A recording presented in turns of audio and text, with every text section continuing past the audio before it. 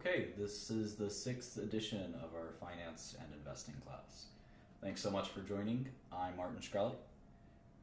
I've uploaded all the relevant files to the share drive. If you don't know where that is, there'll be a bunch of links in the description box and message box as we speak. So anyway, let's get to it. We've left off, maybe I'll do a quick review of kind of where we've been. I just updated this thing, let's see. So I talked a little bit about my life and sort of where I came from and kind of the decisions that I've made in my personal kind of career. We talked about planning your career. We talked about teaching oneself, and actually went to my library and went through a few books. There's an unending number of books on Warren Buffett, which I would encourage you to read. Read all of them if you could. Snowball is the recent biography. I would certainly try to read that. My brother got me this for Christmas. I don't know, it was last year. I think it was last year. It's just the essays of Warren Buffett.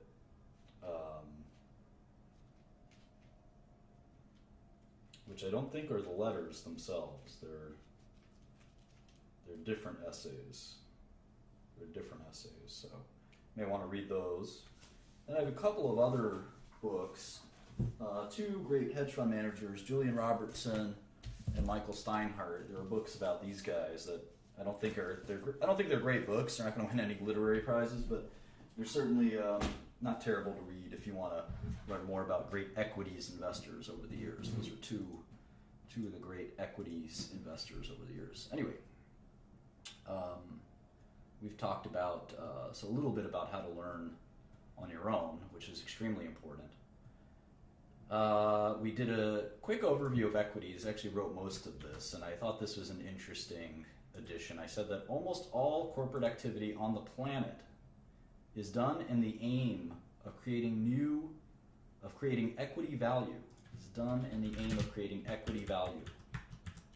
And whether that's through increased stock value or dividends, most people work for this concept, all corporate activity at least. And that goes from all big, huge public companies like Walmart and Google, all the way down to sole proprietorships like your local Quickie Mart. And why do we use equities? Why are they useful? Well, they allow for rapid business expansion because you can sell new equity, and equity is portable. It's very efficient. You can list, trade, and sell equity quickly, as opposed to partnership interests or other forms of splitting a company up. Of course, new equity is dilutive to the old equity owners, but it does provide cash when you sell new equity. We've been through this a million times, the sort of 6 things I look at for any equity. We talked a little bit about the financial statements and enterprise value concept, which I encourage you to understand. We talked about accounting and some important concepts of accounting. We dove deep into the balance sheet and income statement. We started to do the cash flow statement. We'll do more and more of that. We've talked about discount rates. We've talked about discounting cash flow. I did this sort of John is an NFL quarterback example that's often in textbooks. We talked a little bit about bonds. I'll talk about bond equity parity someday. We started to do a little bit of fundamental research. We talked about your expectations when it comes to fundamental research. I'm going to talk a little bit more about fundamental research and forecasting. That, and then I wanted to sort of introduce a new topic, which we'll go through briefly before we get back to our regularly scheduled programming. It's a sort of a new section, and I'll be doing these here and there, and we're going to call it markets and portfolios. And this is really a different concept from kind of what we've been learning.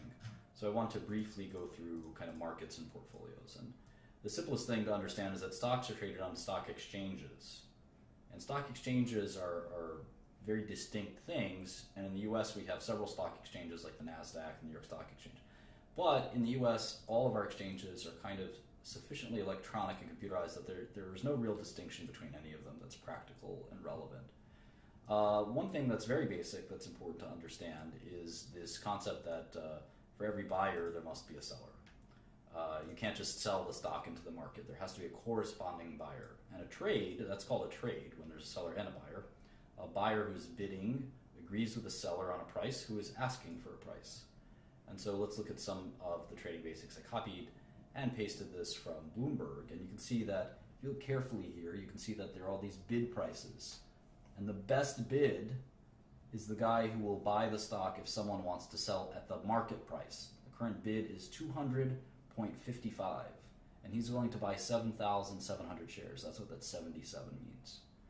So he's willing to buy 7,700 shares at $200 a share. How much money is that? Let's see. 200.55. That's about $1.5 million.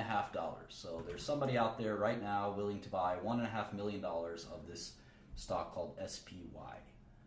And correspondingly, there's someone willing to sell 6,700 shares at 200.6. And this is even after the market's closed. That's about $1.5 million that they're willing to sell. And that's after the market's closed. So this is a very liquid security. This is maybe the most liquid security there is. We talked about beta last time. This is the correlation coefficient to the market. It's sort of like an R-squared value, if you're familiar with that in math. So all of these are important to know. In fact, you should know every single one of little things listed on this sheet. And again, this has been uploaded to the share drive. Now let's talk about funds. Well, funds are things that fund managers create. And what they are is a collection of stocks. And we call that collection of stocks a portfolio. And fund managers create these portfolios or funds to outperform each other. That sounds a little bit, I guess, competitive, and it is. You know, the goal is to have the best fund possible. And these funds just basically try to get the best performance possible. They want to buy the stocks that go up the most in any given year. There's two more or less general approaches to investing. You can either be a passive investor or an index investor. We'll talk about what an index is in a second. Or you can be an active investor. So a passive investor buys a predetermined portfolio of stocks according to a list or a metric. For example, the S&P 500 is a list that is publicly available, and there are a lot of S&P 500 passive index funds. Russell Midcap Index, they have a specific weighting for each public company. There's no one sitting there saying, I like this company more than that company. They just buy these stocks relative to certain predetermined numbers. Now, the rest of the investors out there are active managers, and they attempt to create their securities portfolios based on their skill. This often goes wrong. Most people cannot outperform the stock market, and I believe there's a good reason for that, which we'll talk about more in more advanced classes. Now, there's all kinds of funds. There's some funds that can short. There's some funds that can invest in private securities. There are funds that list their fund shares publicly. There's private partnership funds. There's all kinds of funds. And there's mutual funds, hedge funds, venture capital funds, private equity funds, just to name a few. There are many more than that. So how do you go about selecting a portfolio? Well, we spent a lot of time trying to value individual companies, and we'll continue to do that when we're done here. But there's several different strategies. One, for example, is this long versus short concept. And I think if you've watched these videos before, you understand that I'm a big fan of short selling. And I don't think that stocks go up over the long term, especially corrected for inflation and other dynamics, especially the sort of, I think, erroneous ways we calculate index fund returns. So we'll talk about that. I think it makes sense to neutralize the risk of beta. Stocks can go up for extended periods of time. For instance, we've been in a big uptrend. We've been in a big uptrend for many years now. You can see from 2008 to 2016, stocks have gone up. And you might ask yourself, how is that possible if there's a no arbitrage concept that we've talked about many times, that there can't be an arbitrage, there's no arbitrage. Why did the stock market track, in many ways, just sort of the trajectory of the economy? Why did that happen? Well, this was no ordinary recession in 2008. A lot of people felt a lot of fear in 2008 that there would be some systematic crumbling of all of capitalism in our economy. That didn't happen, so we got quite a nice recovery.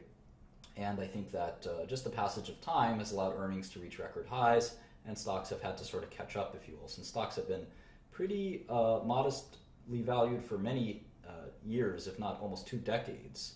And if you actually calculate this rate of return, which we did the other day, it barely, if at all, beats inflation, which is really, I think, remarkable.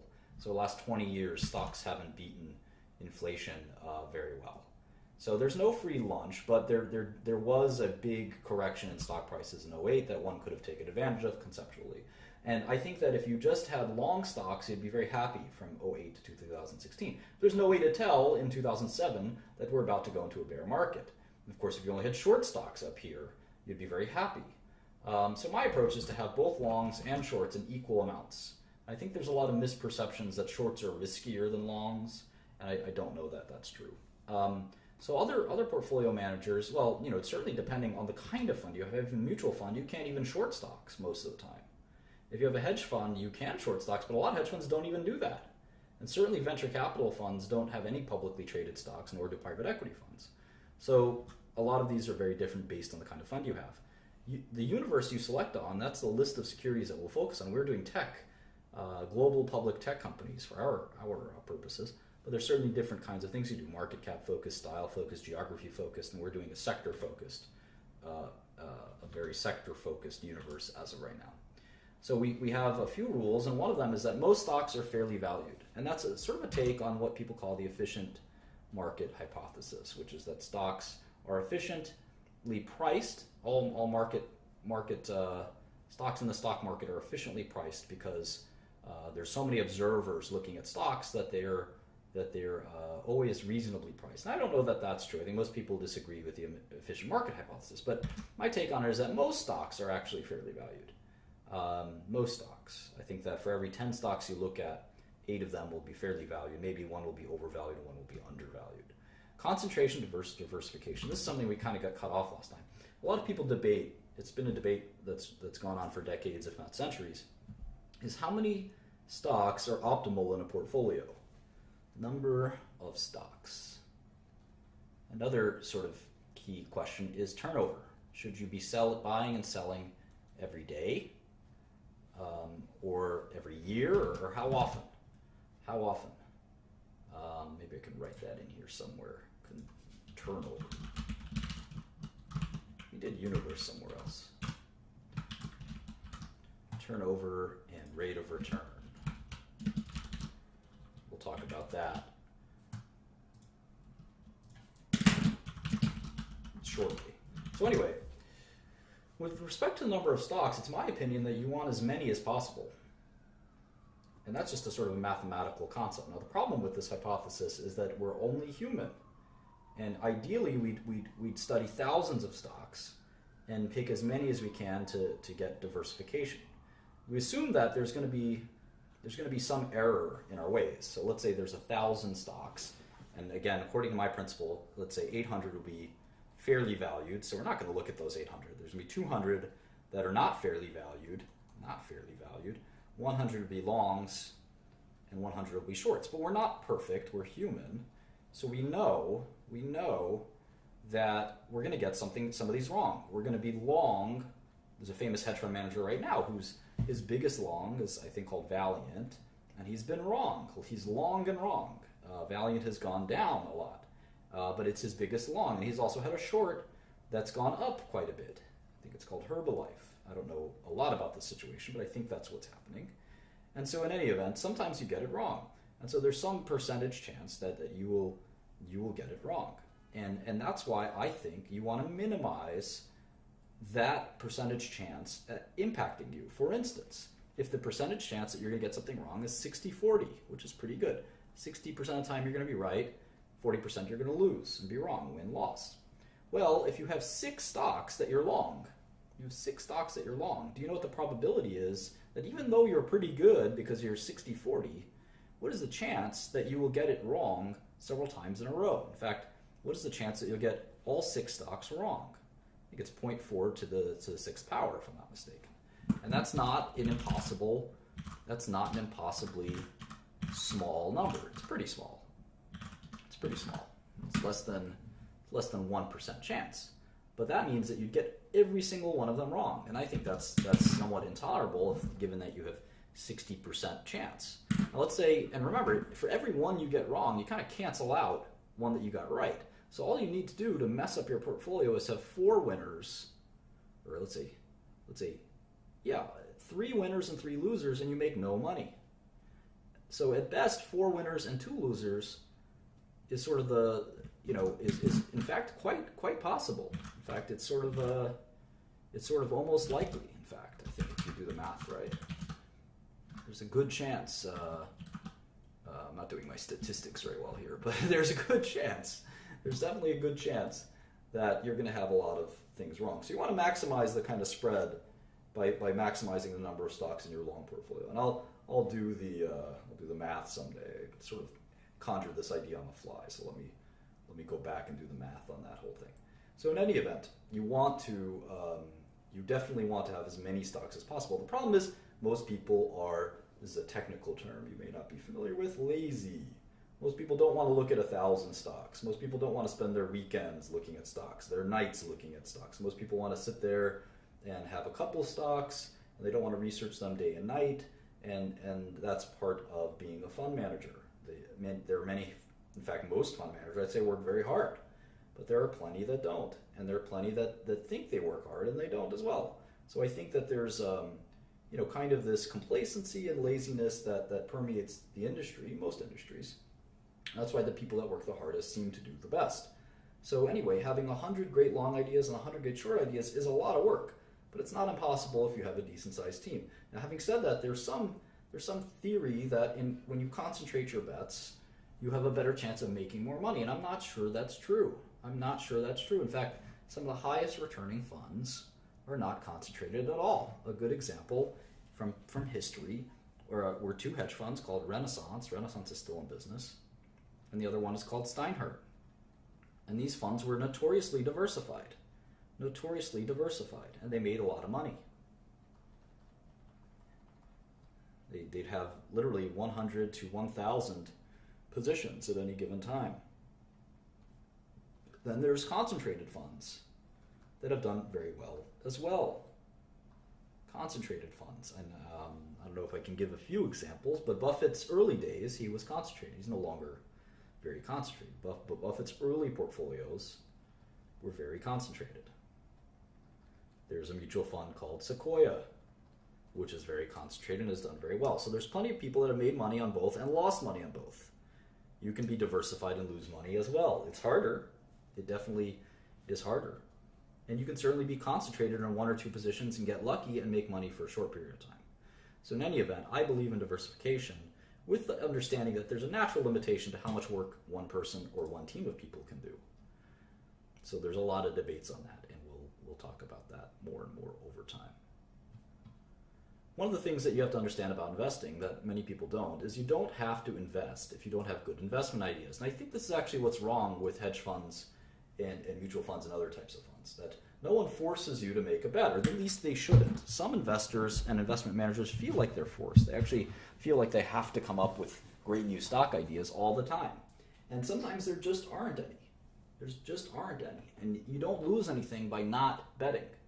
And there's a lot of great investors like Buffett and like Seth Klarman and others who have done very well by just kind of waiting. So turnover, how fast should you change the stocks in your portfolio? This is a great question. I get this question a lot. People say, how often do you want to hold a stock for? And I say, for as little time as possible. Why is that? Well, it's the sort of opportunity cost of money concept. If I buy a stock for $10 and I think it's worth $20, they say, well, how long do you want to hold that stock for? And the answer is as little as possible. As fast as I can get a return, the better. If this is going to take 5 years, I can do the rate of return on that. Let's see, 5 years minus 10 plus 20. That's a 15% return. That's pretty good. If it's going to take 10 years, well, that's a 7% return. That's not that exciting. What if it took 1 year? Well, that's a 100% return, right? How about half a year? Half a year would be better. That's a 300% rate of return. Now note, I'm not making 300%. This is a 100% return. But if I'm making it in 6 months, and this is a 300% so-called IRR, internal rate of return. And that's an important concept that we're going to go to. Internal rate of return. And this is a really interesting concept. So let's say for long term, I think it's going to go from 10 to 20, and it's going to take 2 years. 2 years. Let me do this math again.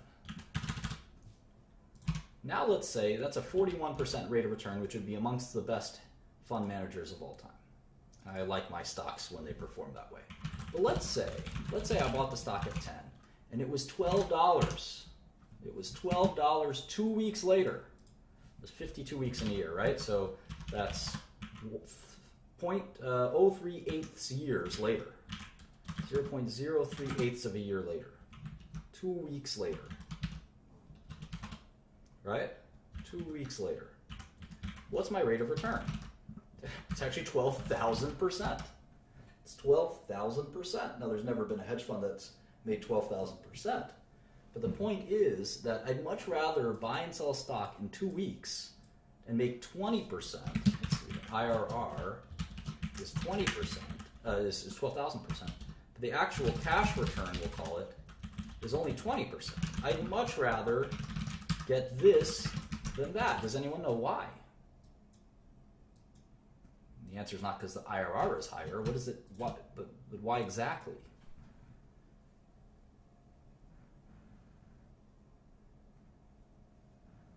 And there is no great method for this. Some of it is, I think, pretty random. It's hard to know if a stock's going to go up in 2 weeks or 2 years. Sometimes you'll get most of the bang for the buck in a few months. It's a time value of money. I can always take my $12, I say this is millions of dollars. I took $10 and made it $10 million and made it $12 million. Well, now I can take that $12 million and find a new opportunity, potentially one similar to this one. And I'll be plenty happy with the rate of return I made. Now, I may say I don't have any other opportunities. I'm going to hold on to this one. There's a lot of ways to think about it. And there's no easy answer. But again, as time approaches zero, it's very hard to know that you're getting anything but randomness. You know, if someone told you that they could predict using fundamental analysis, the only kind of legitimate analysis without quantitative analysis, which we'll talk about some other time, if someone could tell you that they thought that from 2 o'clock to 3 o'clock that the stock market would go down, I'd tell you that they were crazy. But that would be really fast, right? That wouldn't even be 2 weeks. That would be like 1 hour. So if you could consistently do that, even if the return is 1%, you would make such a fortune. It'd be crazy. And there are some people who are okay at this. They don't get it right 100% of the time, but maybe they get it 55% of the time. I'm not that kind of person. In fact, I'm not sure I believe in that. So there's very much randomness from the hour to hour. Maybe if you don't believe that, how about every 15 minutes? Do you really think the market moves in a predictable way every 15 minutes? Maybe if you have Renaissance's supercomputer and you know that people are buying or selling at any given point, maybe, but I doubt it. But as time goes to infinity, you can really understand that companies like Coke, this is 20, 30 years. Coke stock has gone up quite a lot. As time stretches over long periods of time, maybe it is easier to understand whether a stock will go up or down. So anyway, those are a couple of thoughts, and I'll keep developing these for you as we go on. And maybe what we'll do is we'll create a portfolio for ourselves, and we'll do that from the tech industry. So let's pick a tech stock that we can look at. How about Microsoft? How about Microsoft? What's Microsoft's stock price? That's the first. There's 6 things that I look at, right? The first thing is the stock price. So it's $51. 51.03. All right, let's make a new file. Always do the same method. It's good to have some repeatability in your methods. 5103. Go to my favorite website, SEC's website. SEC. Here it is. I'm going to type in Microsoft's ticker, MSFT. There's the latest 10 Qs right here. It's interesting. They have a off fiscal year. So the Q4 is not the December quarter for Microsoft. Very interesting. Well, anyway, here's their balance sheet. You can see immediately they have this mountain of cash. Let's see, investing class, Microsoft. All right.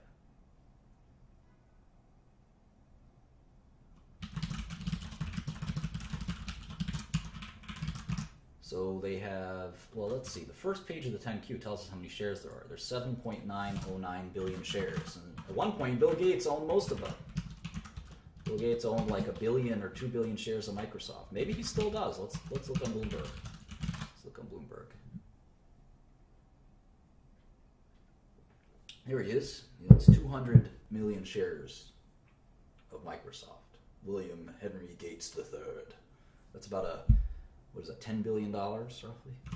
I think there's other Microsoft shares he owns that aren't listed here.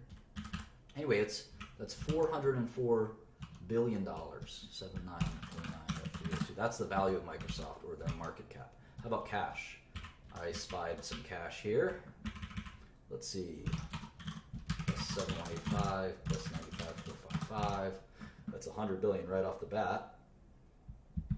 There's equity and other investments of 11.514, so that's 111 billion. 111 billion. How about debt? There's a bunch of debt. 4679. Securities lending payable. They must be short some stocks. That's pretty cool. I was one of the only people that ever disclosed securities lending payable, because most companies don't use their cash to short stocks. I'm a big believer that companies have to use their cash for investments, but that's a long, long, long story. All right. So the enterprise value is smaller than the market cap, which means they have net cash. Net cash is what, like 70 billion? So they have enough cash right now to go buy a bunch of companies, maybe like Yahoo. I think there's a lot of people thinking Microsoft would buy Yahoo, which I think would be probably a good idea.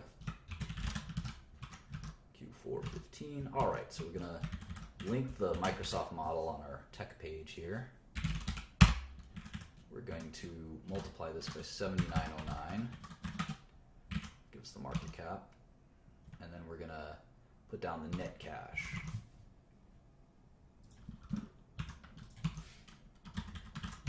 So you can see that adjusting for cash, the difference between Microsoft and Apple isn't that big. Companies are actually worth somewhat similar. One is 330, one is 420. It's pretty close in terms of the enterprise value. The market cap value is quite different. That's kind of interesting, I think. It's always fun to see stuff like that and know stuff like that. Anyway, let's take a look at Microsoft's actual business.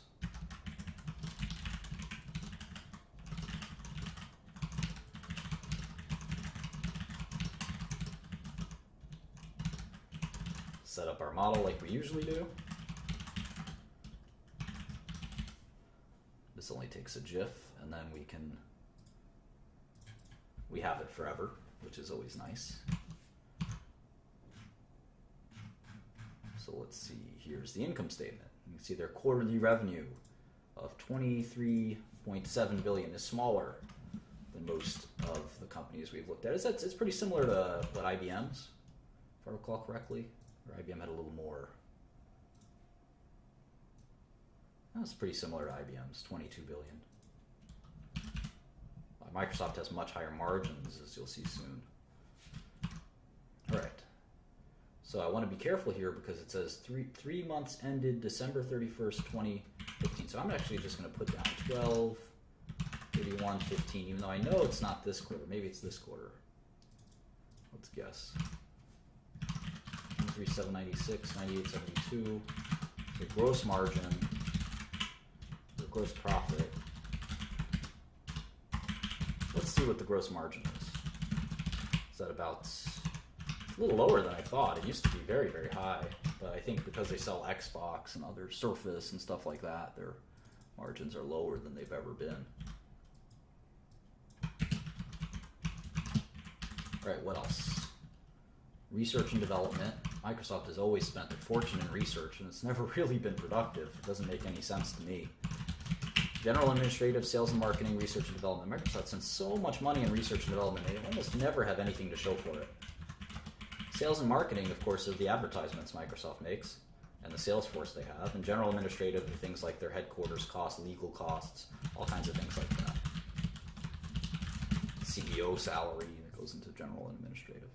So you can see their operating margin is a little healthier than most companies.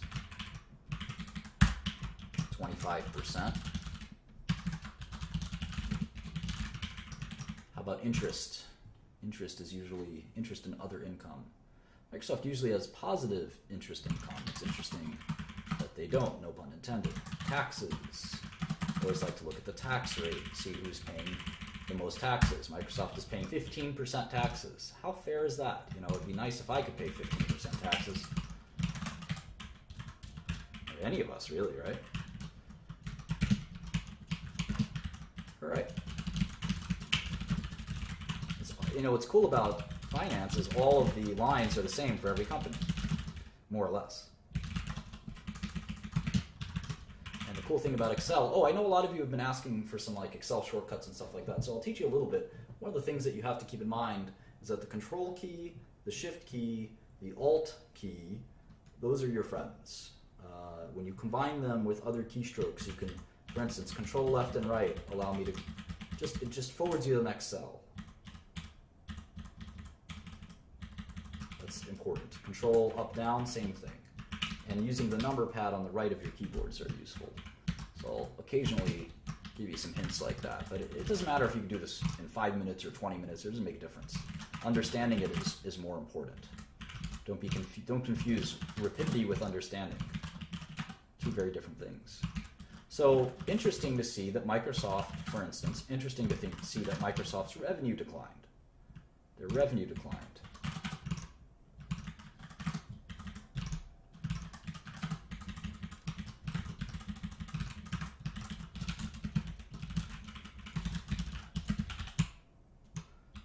Yeah, this will be its own video uploaded to the site.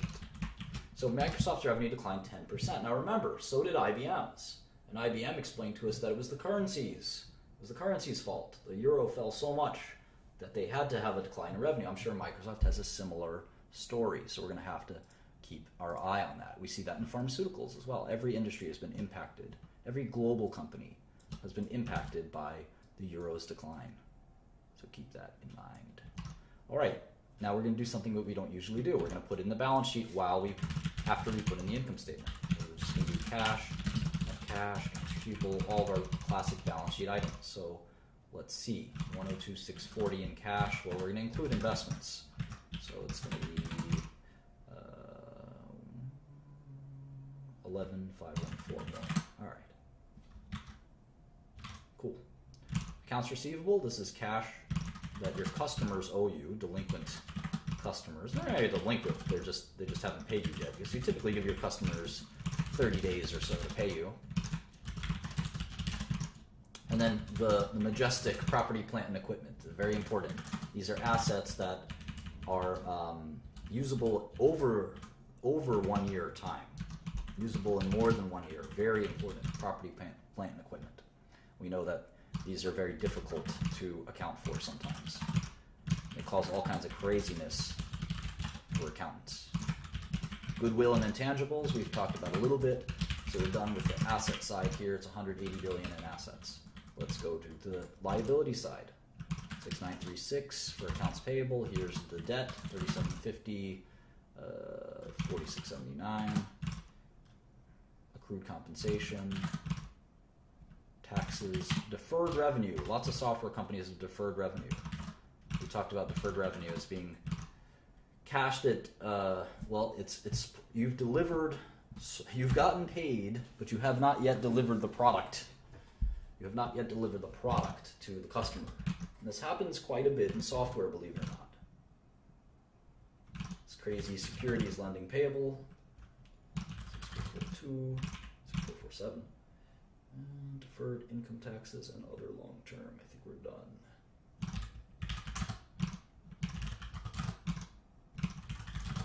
Let's see if this equals $180 billion. Yes, it does.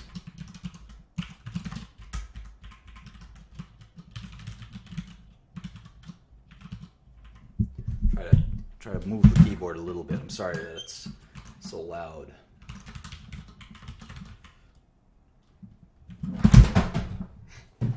Maybe I put it on my lap, that might help.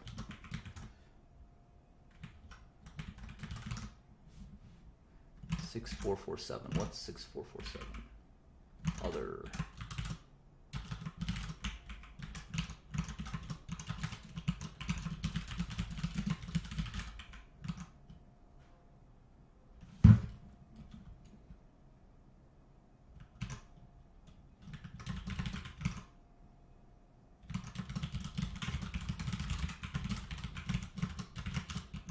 So net cash is going to be our definition of cash minus their definition and our definition of debt. So you have 69 billion in cash.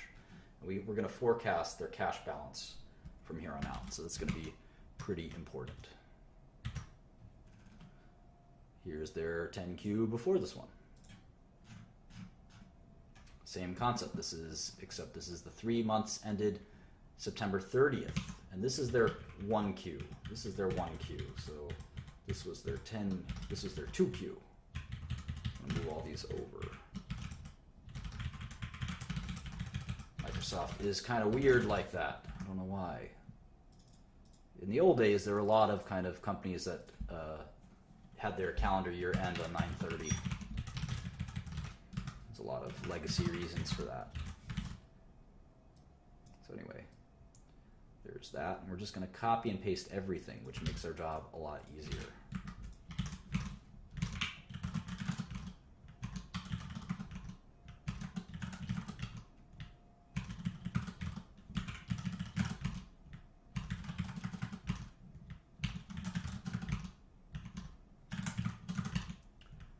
Very easy to just plug in once you have all the formulas.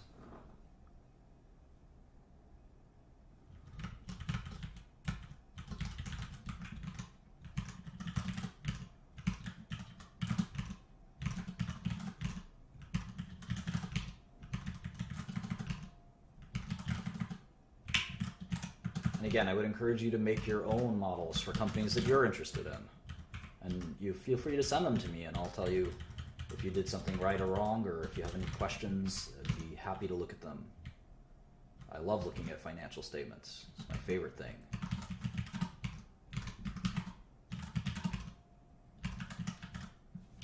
We'll be done with this in a jiff. Maybe I'll make it even faster if I do this. Hang on.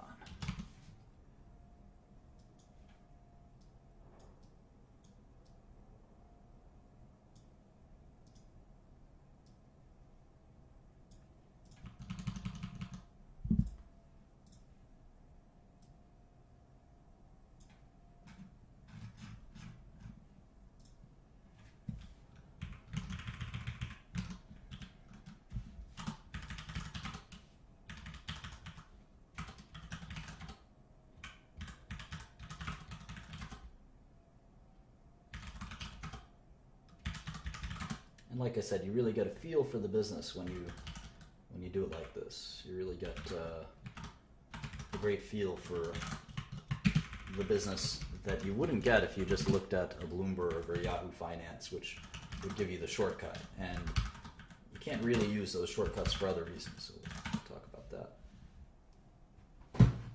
Ooh. Looks like Microsoft took on a bunch of debt. I know they bought Nokia's. They bought one of Nokia's businesses a little while back. That might have been why. Maybe not. I don't know. We'll investigate that later.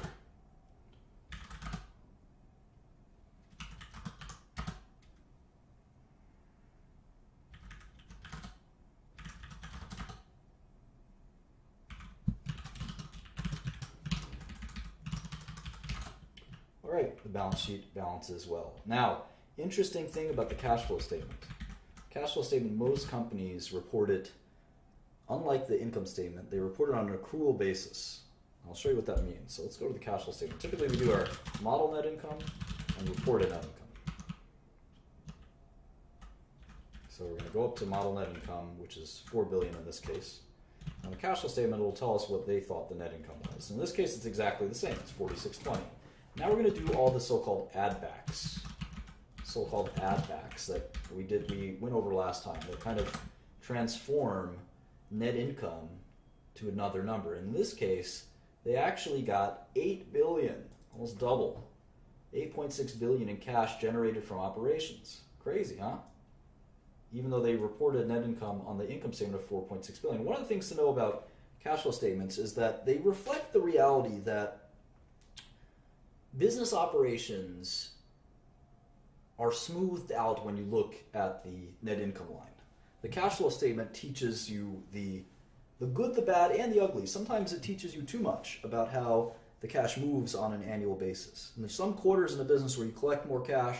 There's some quarters where you extend more cash. And that's a really important kind of concept. All right. So DNA is normally the biggest adjustment. Another one is stock-based compensation.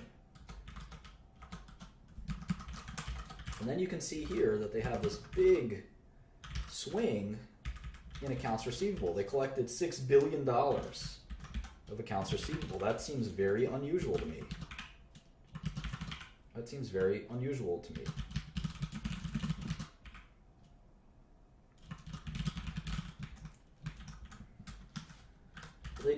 They did build inventory and other assets, so that partially neutralizes, but the total sum was a much larger cash flow from operations,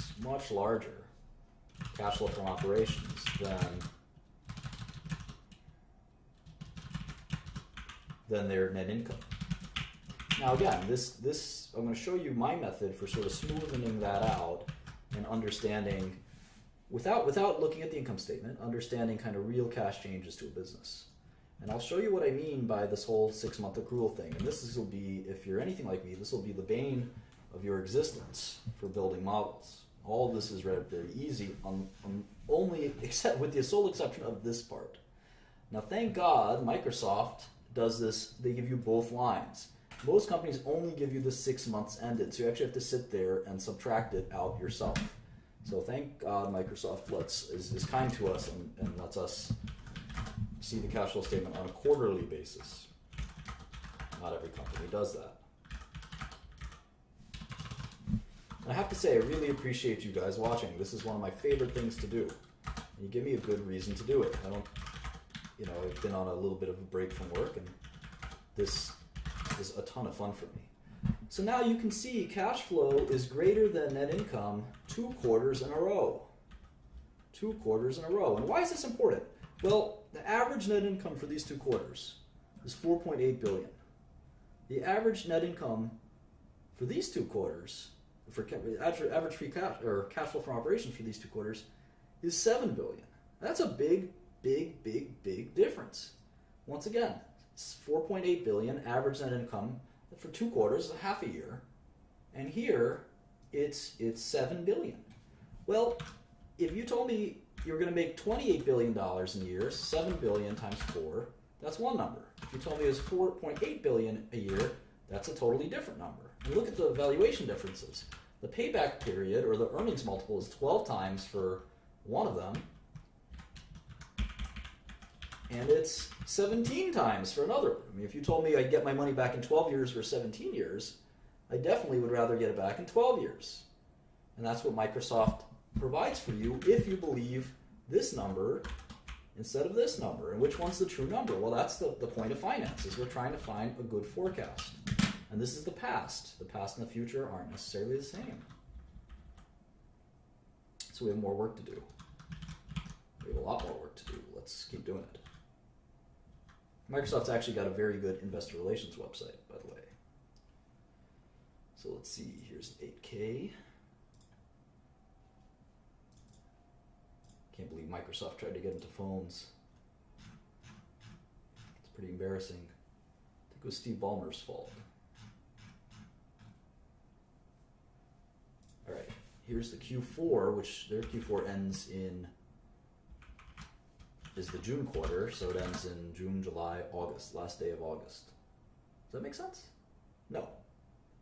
It ends in June, June 30th. So it's April, May, and June. That's their Q4. Pretty funky. All right, so let's do the math here. And you can see how easy it is when you have it side by side, and how easy it is.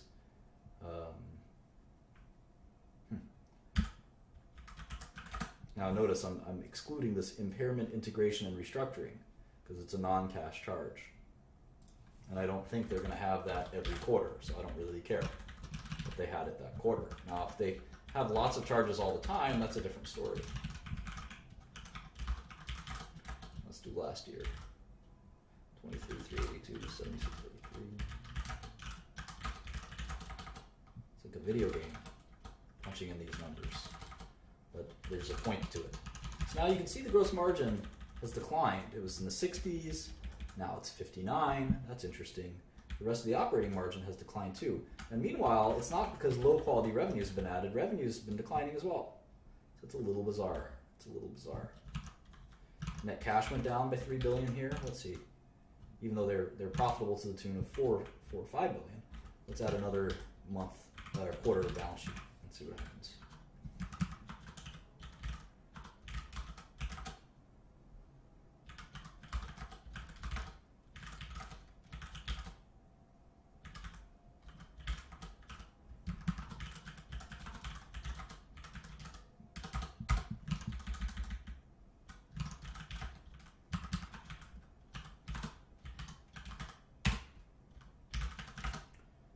See, the debt has gone up by about $10 billion.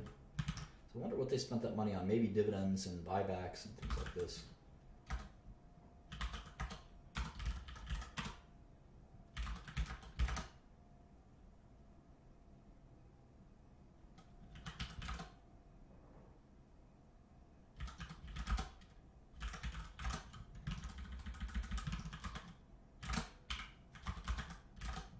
All right, that balance sheet balances quite well. Now, because they do this cash flow statement, I would like to add it in here. Cash flow statement. I don't know why they start in net income. Oh, here we go. All right, so their reported net income is minus 31.95. So let's see, goodwill and asset impairments. That's the first line. Impairments. So we're going to reconcile that. Minus 31.95. That's going to be most of it. Or no, 70. Reported net income. Minus 31.95. 74.98. 14.93 depreciation. SBC.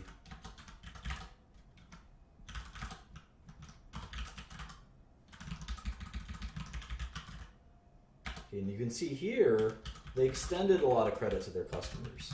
So it looks like the end of their fiscal year, they extend a lot of credit, or at least, or maybe there's no trend to it. It just goes up and down. Here they collected all their receivables. Here they extended. Here they collected. So necessarily no rhyme or reason. Sometimes things are just random. You can't tell for sure when your customers will pay you and when they won't, unless you have my team. All right. So here's the third quarter in a row where their cash flow is greater than their net income. So again, the average being $5 billion for net income and $7 billion quarterly cash flow for cash flow. That is a big difference. And again, we're dealing with that $7 billion number. They've been on track to make $28 billion a year, which is close to 10 times earnings, which is pretty cheap.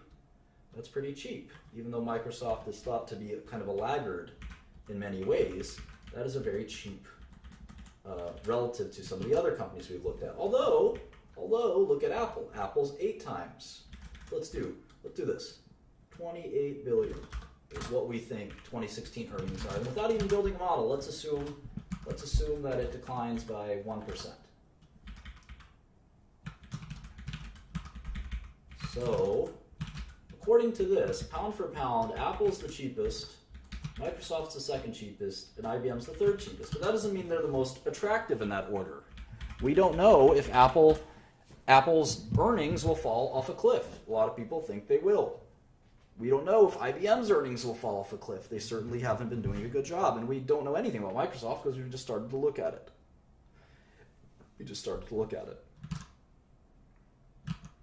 So let's keep doing that. We've got 3 quarters in our books. Let's do the last one.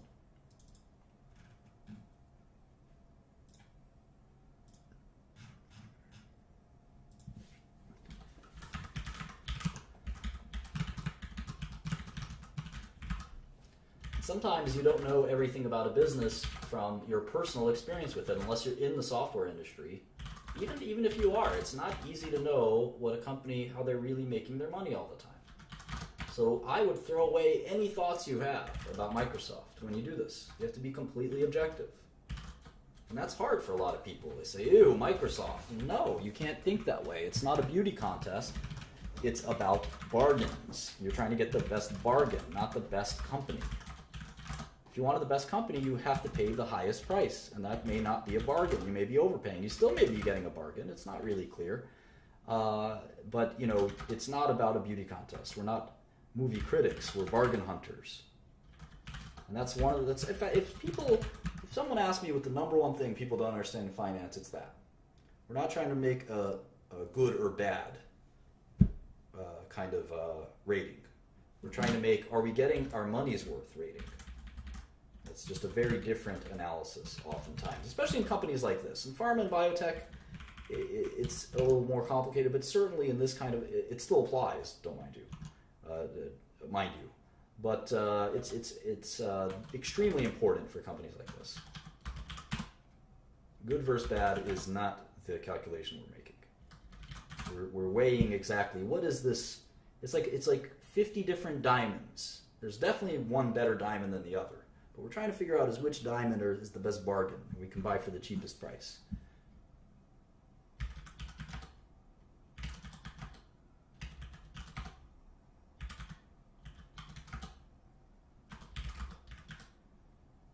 Of course, plugging and chugging, as we like to say, these numbers is a bit boring, but it's almost done.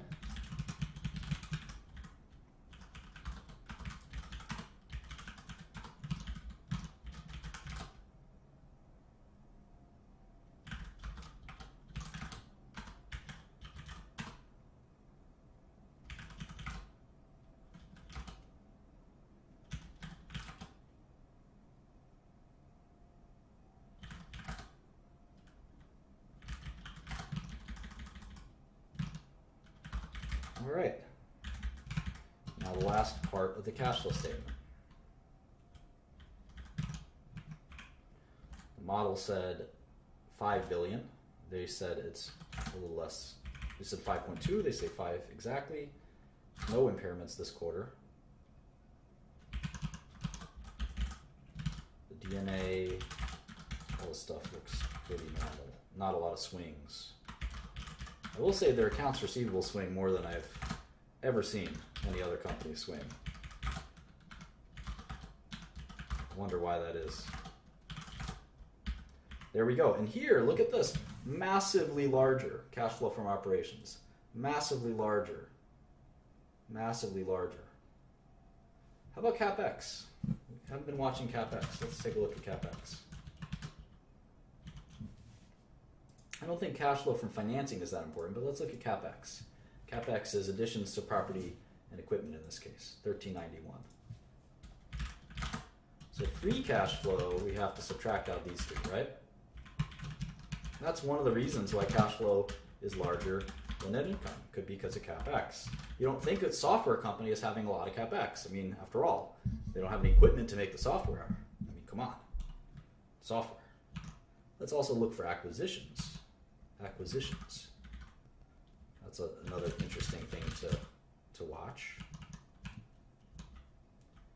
Acquisitions and buybacks. So for acquisitions, they had 162 million. And here for buybacks,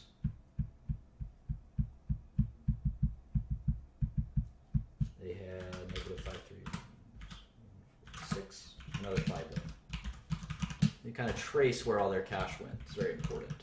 Let's go back to the other cash flow statement just to see what their CapEx was.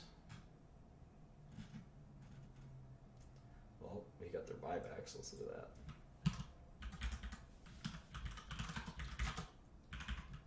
that. Acquisitions, 626. How about CapEx? 1781. All right, so now it's starting to look a little closer. Even though this quarter was still 3 billion more than this quarter was actually below. Free cash flow is below net income. Let's look at this one. I'm going to show you my method for kind of smoothing these things out. It's not that complicated. You can even probably guess what it is.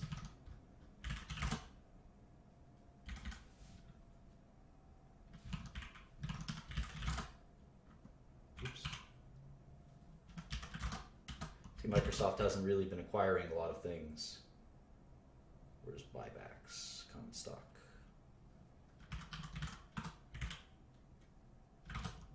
There's also dividends.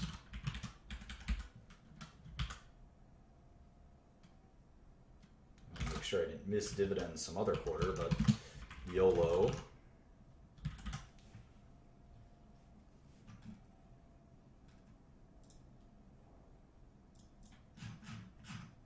And here's the last one.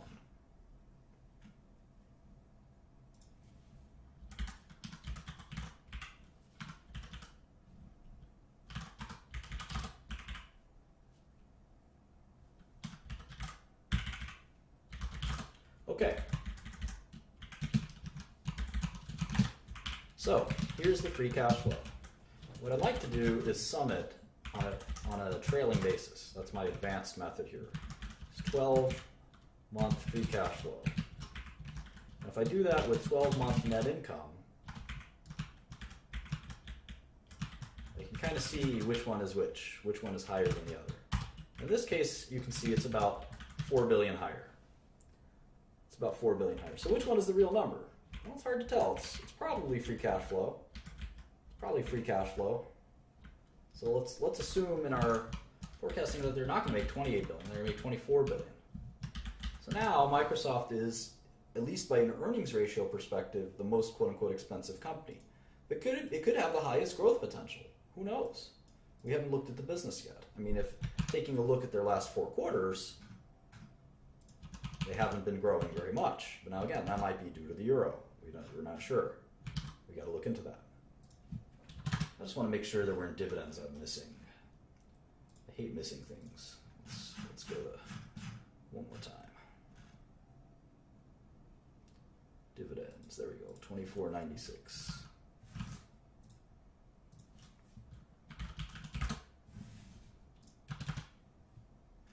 One more.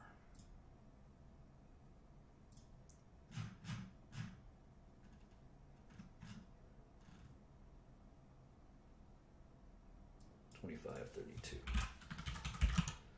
Okay, so we can see that Microsoft's been kind of struggling with their revenue growth, but let's go to their website. MSFT used to be their website. I guess it's not anymore for their investor relations. But if we go here, it's always somewhere on the bottom. There it is, investor relations. Microsoft.com/investor. And it's right here. Material, Microsoft Cloud strength highlights the second quarter results. And here's their new CEO. Go here.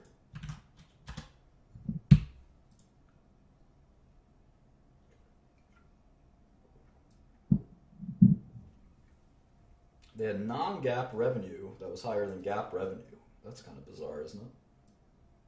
So we're going to make some GAAP adjustments. And that could also, by the way, be sometimes the difference between net income and cash flow.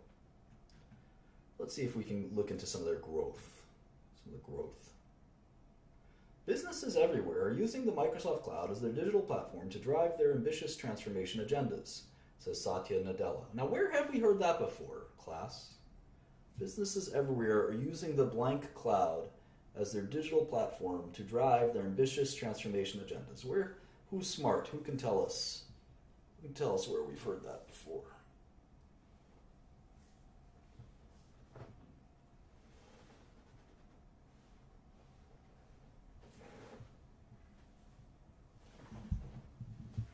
Yeah, IBM. Very good, Mr.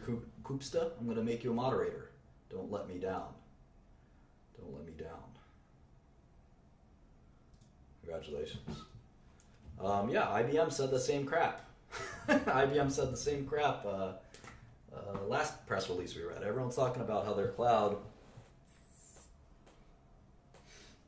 Sorry, I have to get high. Everyone's talking about how their cloud business is growing. I'm just kidding. This is a saline solution. Sometimes my nose gets clogged.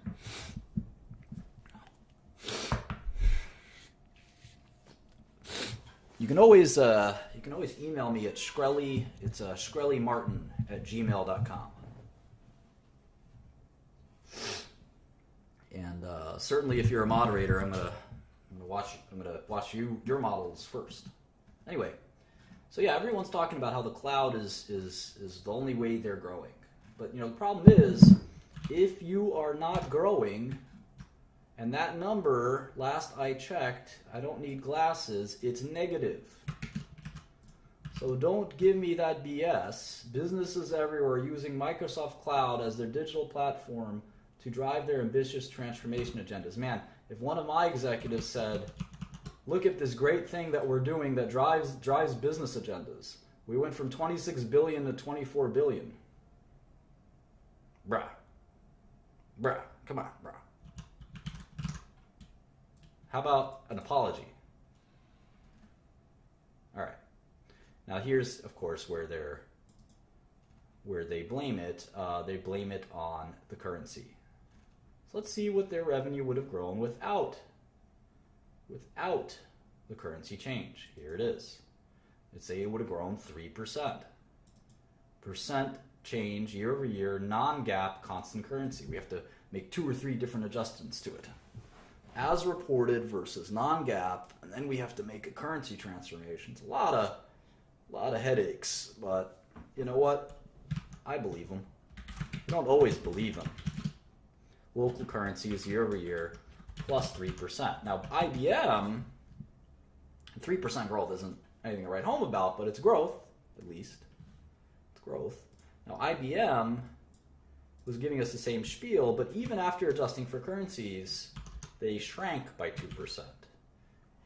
But if we've learned anything, we know that even a couple percentage points changes value by a lot. Minus 3% of maturity makes IBM a lot less attractive than minus 1, for instance. So there's a lot of things little things like that make a difference.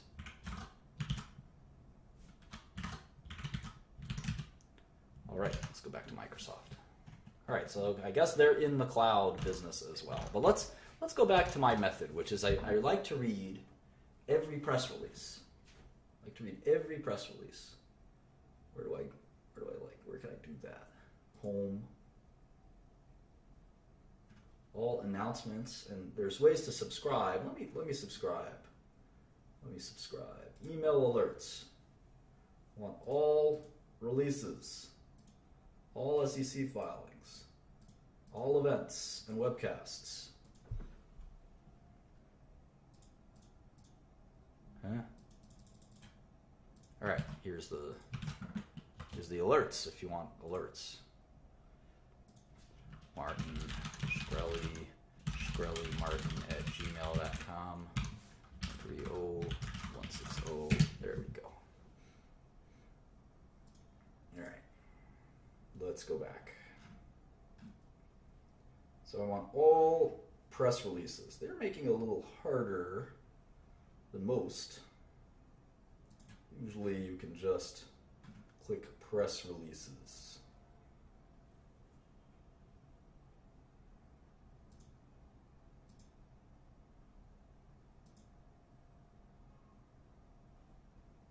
Pain in the neck. Well, let's read this release at the very least, from start to finish. Commercial cloud annualized revenue run rate exceeds 9.4 billion. Windows 10 active on over 200 million devices. So I'm going to write that down in this model. Windows 10 installed base. They're saying it's 200 million. Might as well track that. And you can always ask Microsoft to say, hey, where's your Windows installed base? And if they stop telling you, you know it's bad. It's a good trick. As a professional investor, at least.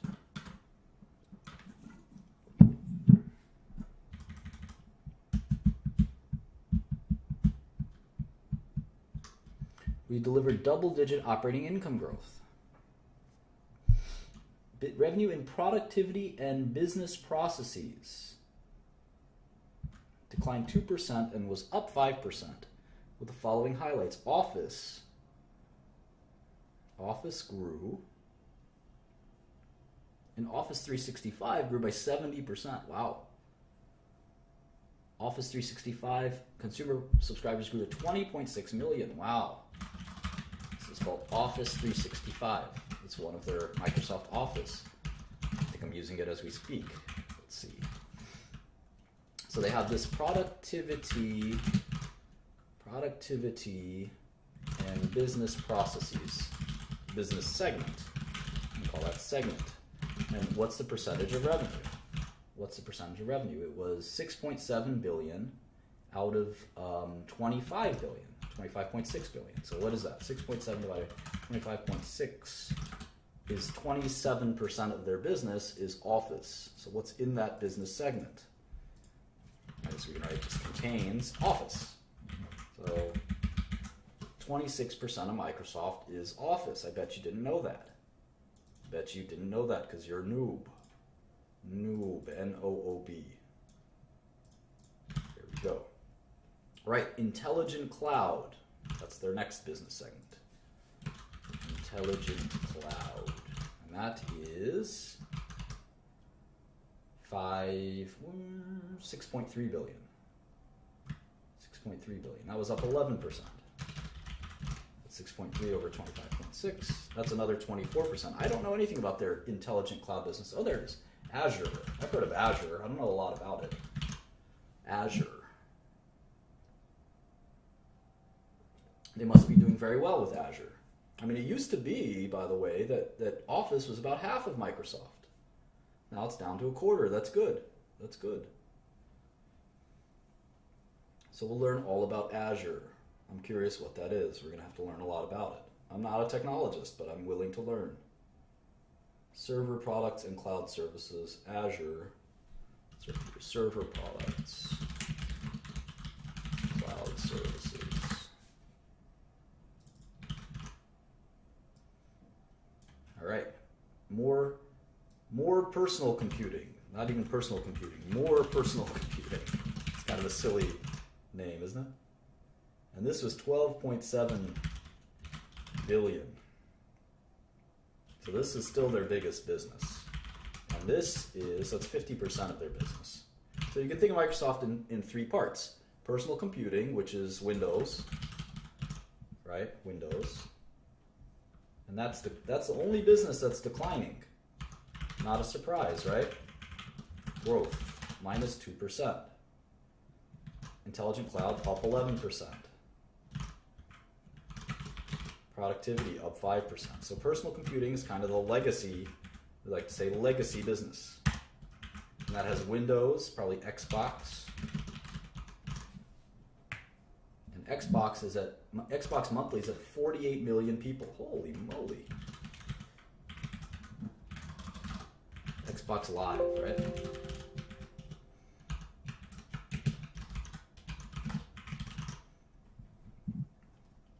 Search, so that's Bing, I'm guessing. Windows 10 probably. Phone revenue, down 50%. I think they stopped selling phones. Surface? Who has a Surface?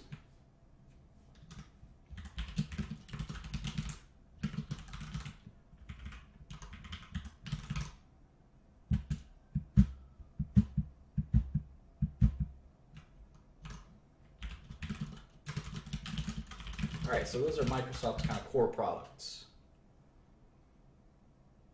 We might as well write their competition down, just so we kind of know. This is always a great thing to keep track of, but why not? So I don't know who competes with Azure. What is Azure? Let's see. Azure.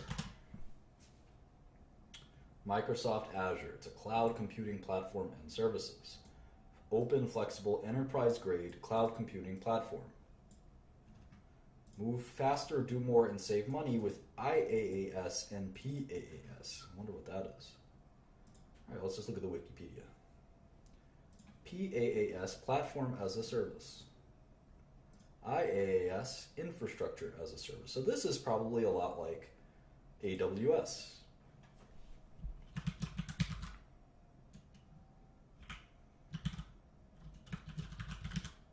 Office is competing with, I think, Google Spreadsheets, Open Office. Oh, what's Microsoft Dynamics? Let's see. It's a CRM? Oh, cool. I didn't know Microsoft had a CRM. So that's competing with Oracle, right? Oracle and SAP. Cool. And certainly their competitor for personal computing is Apple, certainly Sony with PlayStation, who else with phone? Samsung, right? A few competitors. Cool. So now we're gonna what we've historically done is just track revenue, and I think we want to go a step further. We want to actually track the segments. Here it is. Productivity, which is Office, Cloud, and PC. We actually want to start tracking these too.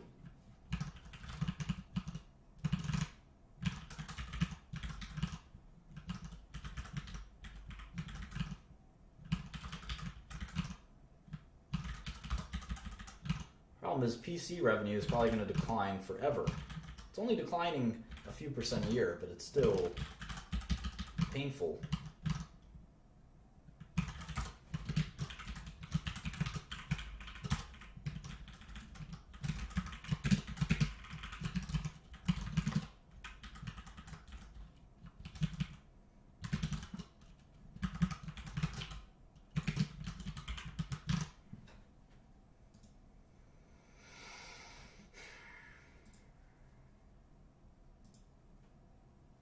So we can kind of forecast based on each segment. So instead of forecasting off of revenue, we can actually just do like this, equals sum, like that, and we can, I'll show you kind of what the game plan is in a second.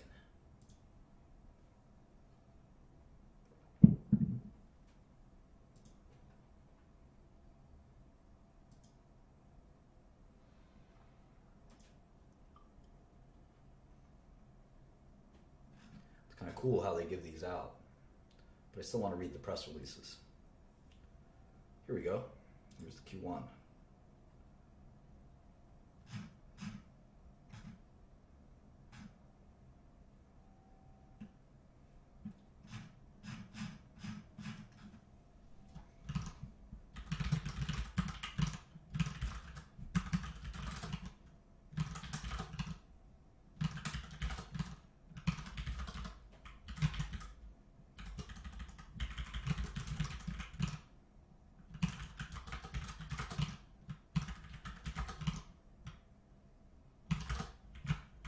I remember what I said about reading a year of press releases and putting all the information there. I want to see what the local currency was this quarter. It's always interesting to see the quotes.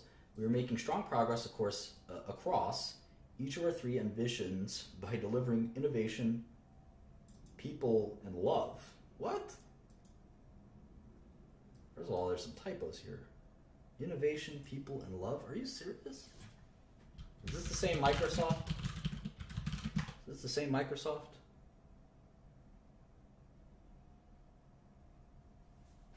That doesn't sound right to me. Oh, innovation people love, like the innovation that people love. By delivering innovation that people love. I get it.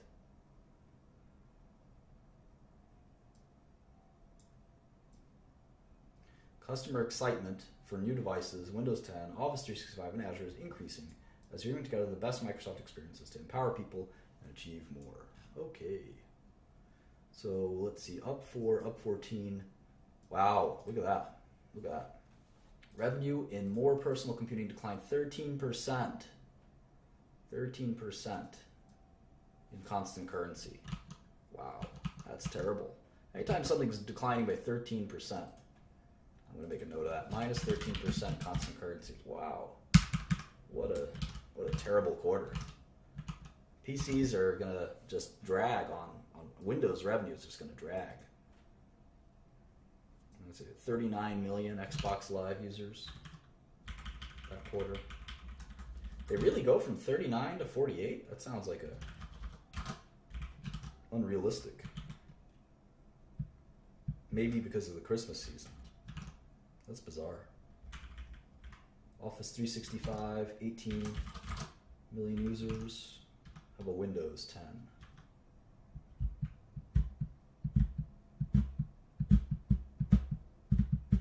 Maybe they don't give that out nearly as much.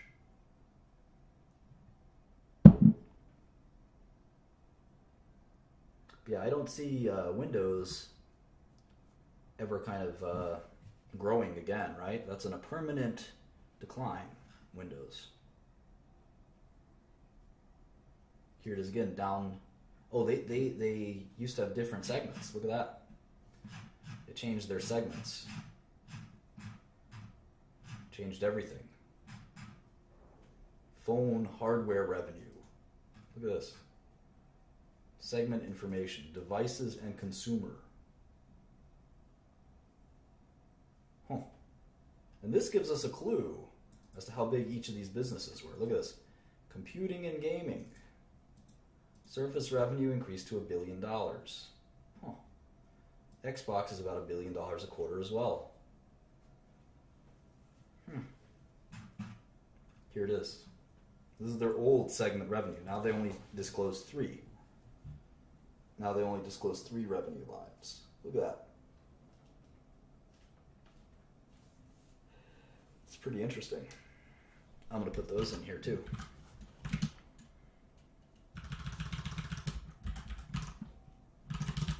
Devices and consumer licensing. These are pretty nondescript. I wonder what these are. You can see the huge decline. 34% decline. How about computing and gaming hardware? It's probably Xbox.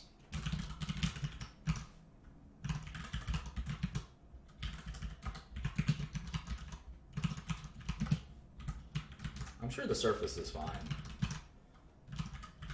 Phone hardware. That's easy. They kind of decided to get out of phones, I think.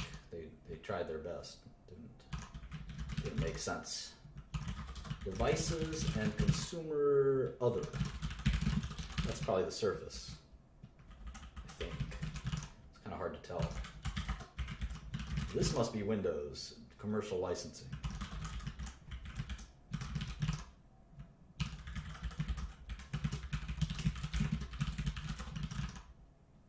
Commercial other.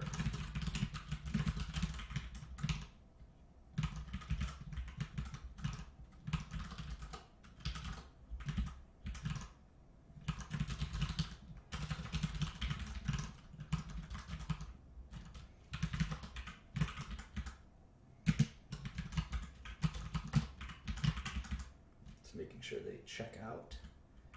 23,382, 22,180, good. All right, so this gives you a better picture. When they only have 3 business lines, it's all kind of cloudy, but I think they don't want to show these some of these growth rates are pretty embarrassing. I mean, 34% decline. I mean, look how much more volatile they are than these growth rates, which are very kind of staid. 6, 8, 35. Wait. I'm doing these quarterly. Let me do these annually. Is the only way to look at them, of course. -2, 5, and -5 compared to these, which are down 34%, up 44%, down 38%, up 31%, -7%, up 36%, all over the map. So let's see, devices and consumer licensing.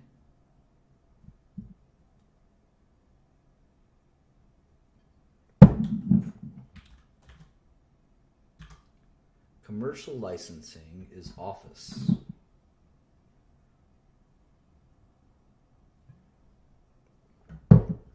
So devices and consumer licensing is Windows. This is so confusing. Maybe we leave it off here. We made a pretty nice model. So we can always go back to Microsoft later. We did an hour and a half on Microsoft. Let's try Facebook. Remember, our job is to sort of look at these cash flows.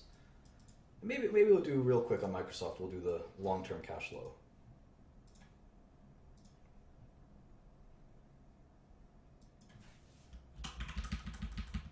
So let's see, margins, revenue, shares. Let's keep their tax rate at their kind of average tax rate for the last 4 quarters, which is 19%. 0 with respect to interest. Keep their margins. And let's see, maybe they're a little bit below their average, say 63%.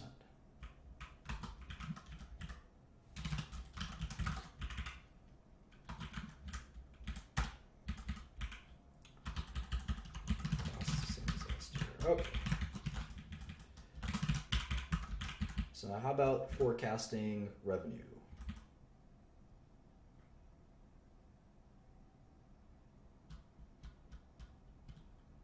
It's not going to be easy. So this has been declining at 2%. This has been growing each at 5%. So revenue on constant currency is growing 3%. But however, how's the euro moved year over year? I think it's starting to flatten out. So let's try this. Let's try this times 0.01%. Now let's build out our annuals. Remember, the 4th quarter of 2016 happens in 6/30/2016.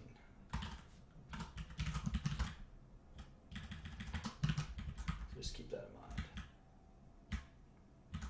And these are necessarily kind of not too useful in terms of I wouldn't say they're not that helpful in terms of forecasting, but that's okay.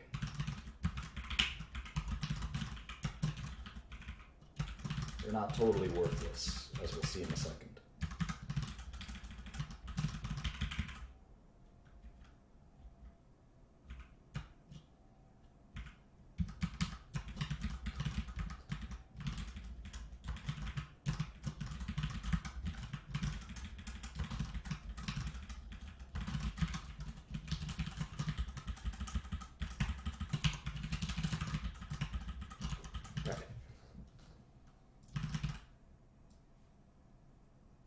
Let's pick a revenue growth rate for Microsoft. I mean, they seem more dynamic than other companies. I mean, Azure came out of nowhere to save the day, right?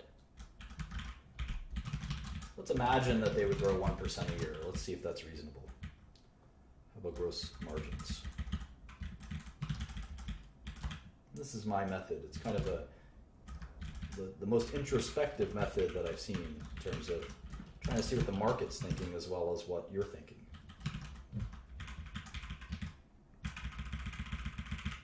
So margins of 63% in perpetuity seem aggressive.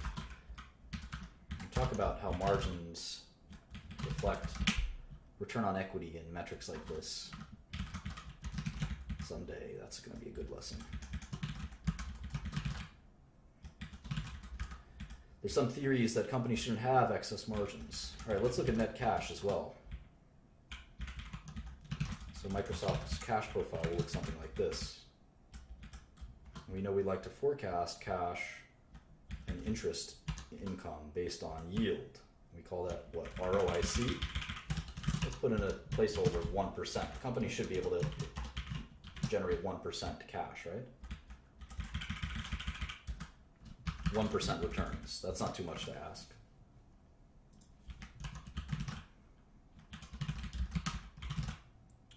Taxes are going to leave at 19%. Let's make it 20%.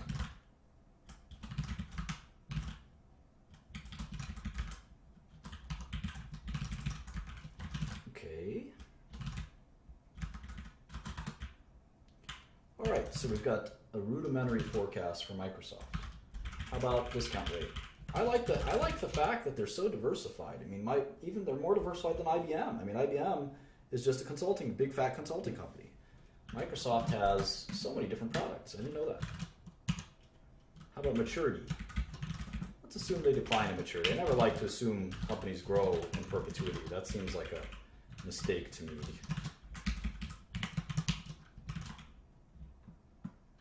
The new CEO of Microsoft seems really good.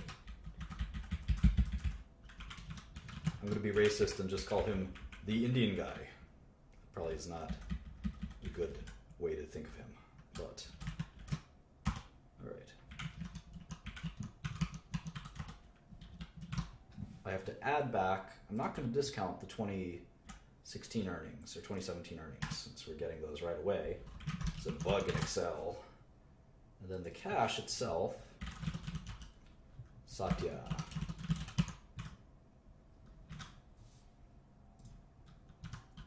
Right, so the cash itself, we get a value of 600 billion, which you know is a lot higher than the current stock price. So to me, of the three companies we've looked at thus far, I like Microsoft the most. I see, well, let's see, $78 a share. So it's 600 billion instead of 400 billion.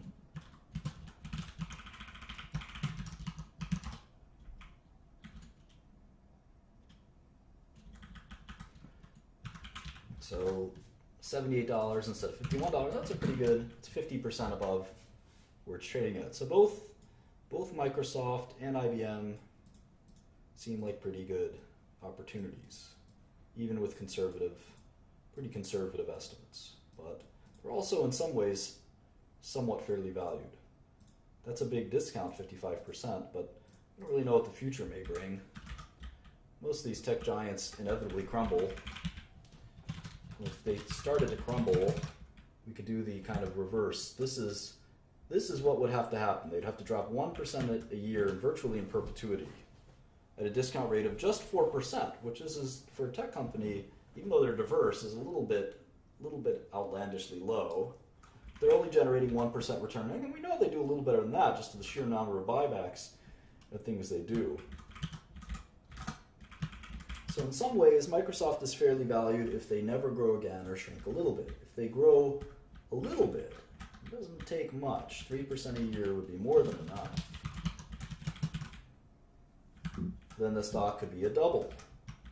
So it's all about, do you think Microsoft can grow? And the fact that they have this albatross with Windows, although Windows isn't as big as it looks, it's not 50%. I think that Windows is less than that, but it's declining faster than the group. So anyway, there's a lot of little things that we have to look at there. I've been wondering about Facebook, so maybe let's do Facebook for the next half hour.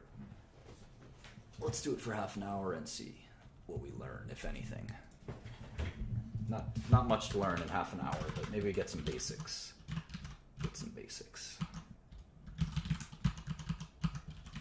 One share of Facebook is $105. Wow. I remember when that went public for like $30. It was a little while ago, to be fair.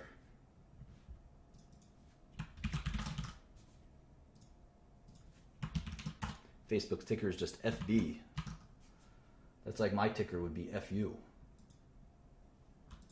All right. Enough of that. 2.2 billion shares of Class A stock and 551 million shares of Class B stock.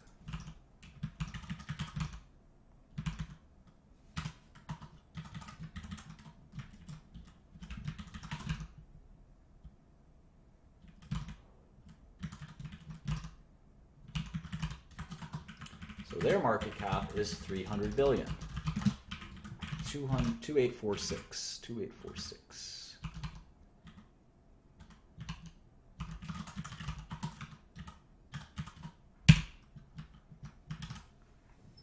And you'll see something very interesting from Facebook. The filing whisperer, I like that. I do like my SEC filings.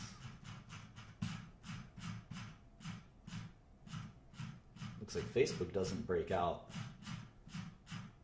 All their whole annual statement is in one Form 10-K. I like that.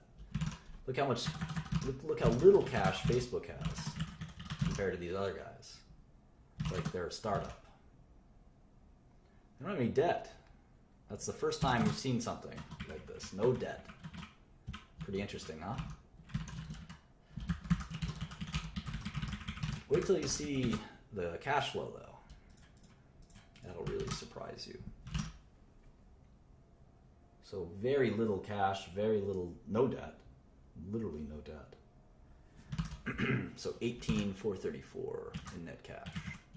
So look at that. Facebook is almost as big as Microsoft. One business is, 30 years old, 40 years old? One business is 10 years old. Isn't that amazing? Isn't that amazing?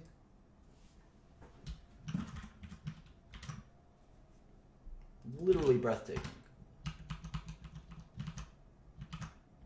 Of course, I think Facebook's a short, but you know.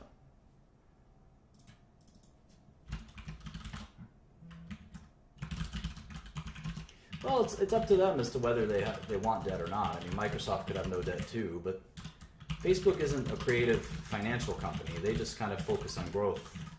Once you're an old company, you tend to take debt on because you have a reliable business. Facebook's not quite there yet. All right, let's just look at the queue. Facebook Inc. All right, you can see their revenue is a lot lower than what we're used to. I mean, Microsoft's revenue last quarter was $23 billion, right? Let's just go back. Get that right. About $23 billion, right? $24 billion. Look what Facebook's revenue last quarter was. Is this a joke? $4.5 billion? How could they be worth the same amount? Does anyone know? Who's the smart aleck that knows?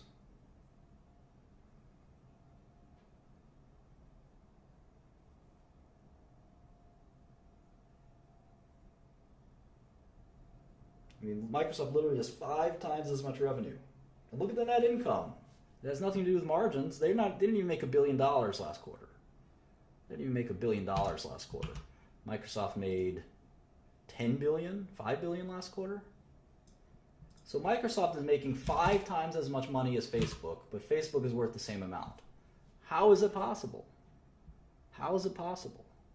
It is about growth. Akil is already a mod, so there's no way for me to mod him again. He's a super mod. It's one word answer, growth. Essa did a good job, and Nathaniel Flack, and let's see. I like this answer, which is it's overvalued. That's definitely true too. Shkreli the Great, Robert B. All of these were good answers. Maybe they shouldn't be worth the same. I like that. Exactly. It's definitely not split shares. It's not a user base. It's growth. It's growth. The hope is that one day they'll have more earnings, just as much or more earnings than Microsoft. Just as much isn't good enough. Because why would I want just as much 5 or 10 years from now? I need more. So let's look at that. Let's look at that. So we see these tech giants. Let's actually look at, let's make a column. 2016 revenue growth. Now let's abbreviate that, I guess, RG. Now let's plop all this in here. So Apple, 2016 revenue growth, we're estimating minus 2%. They've gotten so damn big, they can't grow anymore. Whoever thought we would say that about Apple? How about Microsoft? We're estimating 3%. No, 1%. 1%. Okay. How about IBM? I think we're estimating it to go down.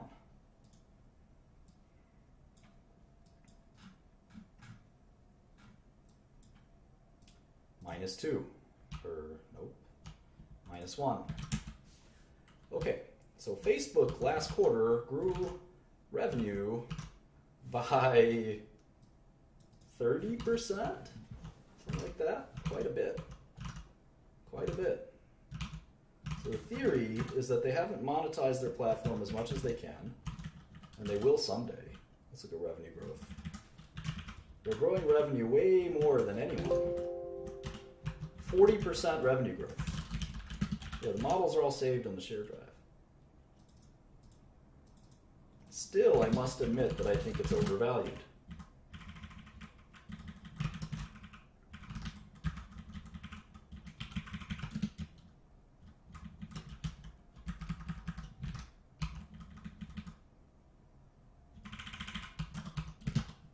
Let's look at COGS, gross profit, gross margin.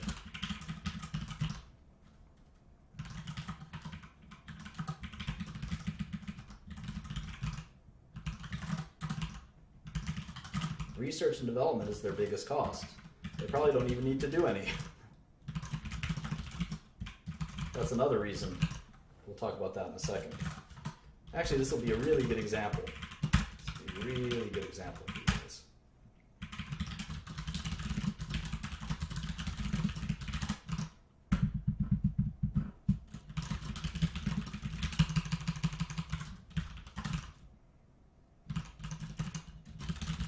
They also pay too much in taxes. Look at that. They pay. It looks like they actually pay normal taxes. They don't do any tax dodging. That's insane. What's wrong with them? That'll change once they become a bigger business. Look at that. Who pays 37% taxes? Get out of here with that.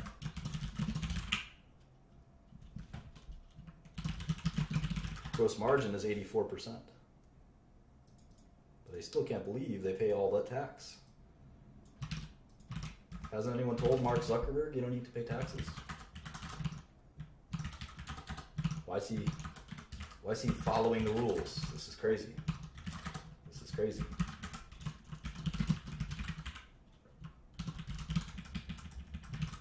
%37 tax rate. Get out of here. 40% tax rate. Oh my God. All right. So let me show you why this is interesting. I'm gonna do something cool. This will be a great way to end the lesson. First, I'm going to add a couple more quarters. So I can't do it without a little more data. I'm going to focus almost exclusively on the income statement. And this, if I do this right, it should blow your mind. If I do this wrong, which I probably will, you'll just be confused. You'll probably just be confused.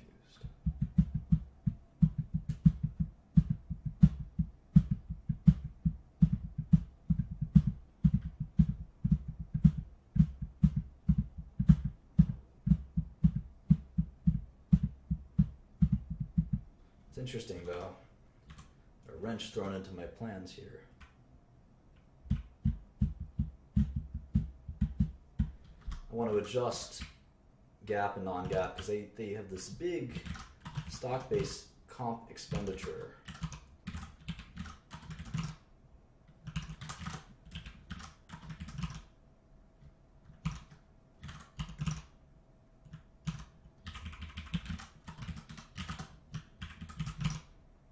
Earnings are a lot more than it looks. It's a little frustrating.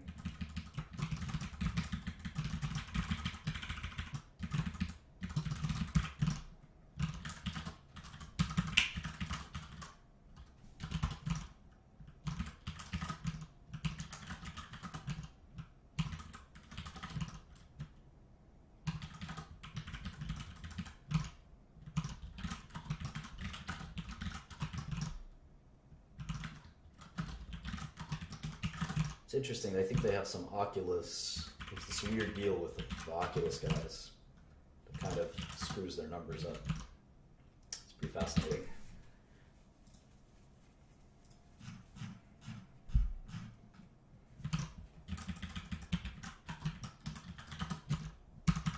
So Facebook maybe is making $1.5 billion a quarter. It's still far less than Microsoft's $5 or $6 billion, right? They have to triple their income to even get to Microsoft's level. And even then, Microsoft will be far more diverse than Facebook. It seems really unlikely that Facebook could possibly be valuable, be this valuable. But let's keep working. Work.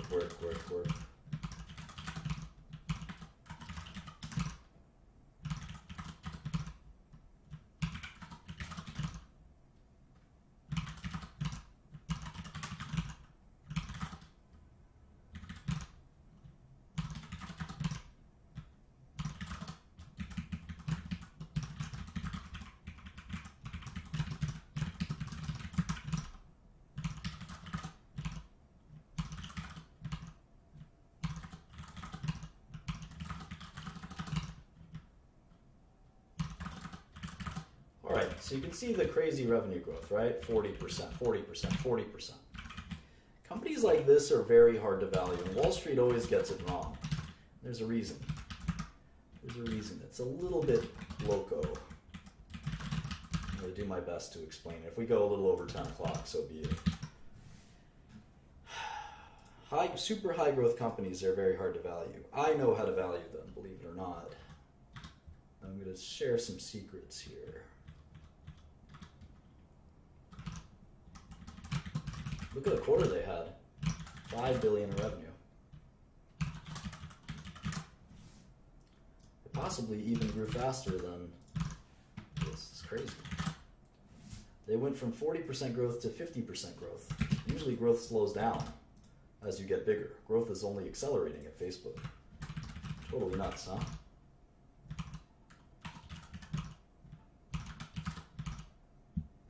Oh, look at that. Their R&D... Oh, no, it's still there. It's still there. 18 million.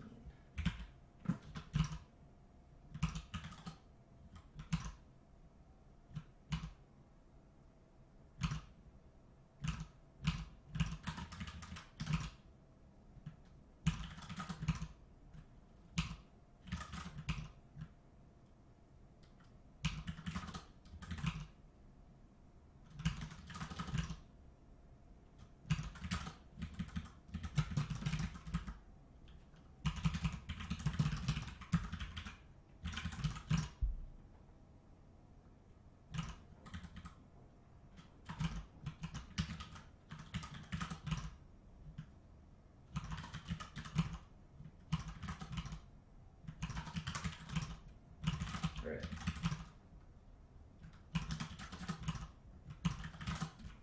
Okay, so now they're up to $2.3 billion in net income. So now they're only about half of Microsoft. They're growing 50% a year. So how the heck do we figure out a forecast here? It's actually remarkably different from any other way. And you can't just do a placeholder. You can't do a placeholder and say, yeah, it's about right. So if we do something like this, we say, all right, let's say they just grow 40% a year. That's a really inaccurate way. It's an extremely inaccurate way. And you should never even feel that comfortable doing it, but only when you're dealing with constant growth rates could you even feel remotely comfortable doing that. So we'll sort of do it like that for a second. But we'll see that if they continue growing at this pace, within a few quarters,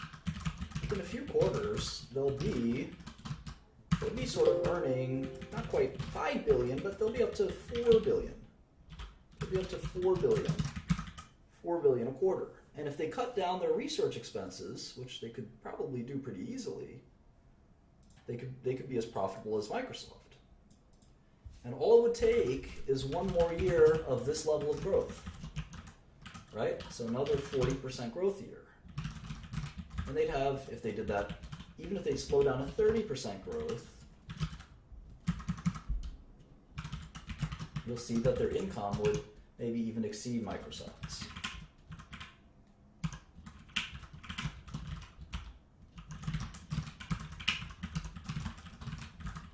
But that's not how you value or watch growth companies like this. I'll show you how I would do it. It's quite different.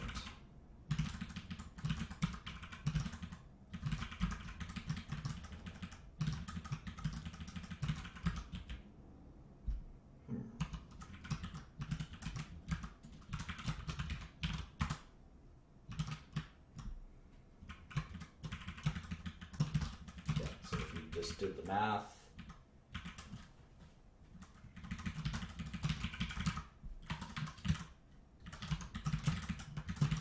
Yeah, they could have $23 billion in earnings in 2019, which is just as much as Microsoft. But that's also assuming they grow like a weed. And they seem to be growing like a weed. It doesn't seem like that'll stop. They have WhatsApp, they've got Oculus, they've got Facebook. And we're also assuming that they slow down too. And they could monetize their platform a lot more easily than maybe is suggested. So how the heck do we forecast revenue for a situation like this? It's very, very difficult.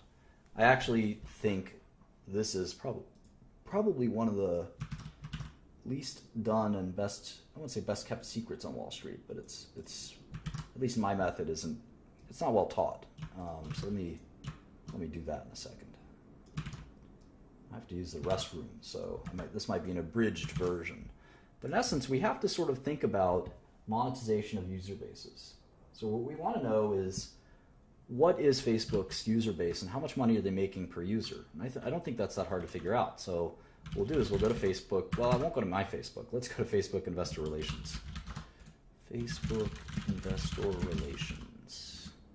That's investor.facebook.com. Here it is.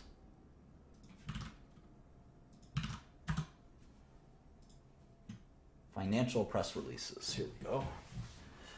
Reports fourth quarter results. They just did that. Okay.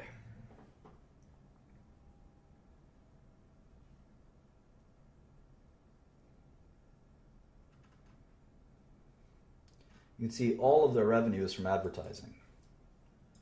5.6 billion, virtually every dime. Here it is. Daily active users. Daily active users, 1.04 billion. And you can see the growth of that was only 17%. Daily active users.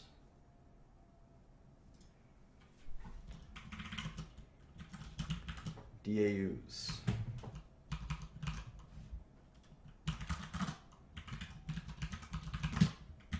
So if you take revenue divided by daily active users, they're making $5 per quarter on their daily active users. $5. That's per quarter. So annually, Facebook makes 22 bucks off of you. Pretty makes you feel kind of cheap, huh? 22 bucks. What does it cost? What does it cost to have cable? What does it cost to have cable? Well, it's more than 20 bucks a year. That's probably what, $1,000 a year? More? And you probably would rather give up Facebook than cable, or cable than Facebook, I should say. They're pretty close. Think about the value you receive in life. Value you receive in life from the things you like. Facebook makes you pay, they're basically asking you to pay $22.60. Cable, cell phone. In fact, a lot of people, the only reason we have cell phones is to go on Facebook, right? So if you think about this, Facebook is quite a good value. You don't pay for it. You pay for it by watching some ads, right?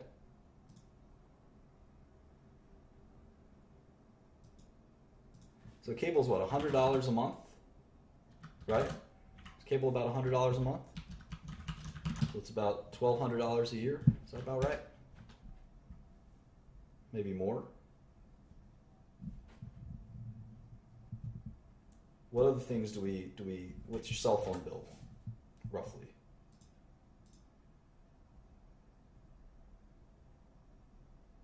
It's $5 per quarter. Cable's $30 a month for some of you guys. Your cell phone's $50. So Facebook was asking you to pay more.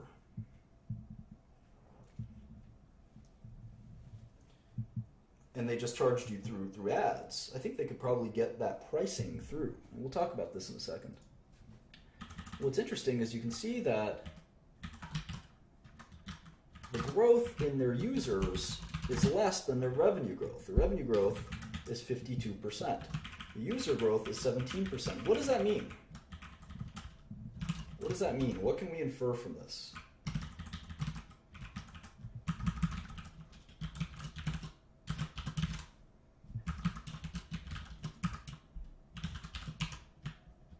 Average revenue per user. What does it mean? Yeah, they're charging more per user. Exactly. You can see the ARPU grew.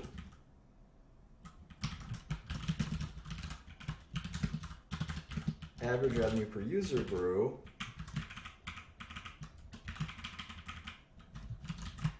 30%. So the 52% of revenue, most of it was actually coming from price increases in many ways. They're selling more ads per user, showing more ads, charging more for ads, whatever it might be. Pricing power is very important in business. I'm probably the one person that can talk to you about that more than anyone. You always want to charge more to your customers if you can, all else being equal. And there's probably some limit on ARPU. There's no limit on users. Well, they have 1 billion of them at least. So they need to get more and more. They need to get better and better at getting more and more money out of users. Exactly. And we should always think about how much are we really willing to pay to Facebook? What's Netflix? What's Netflix per month? How much is it per month? $10 per month? Is that about right? $10 a month, Netflix?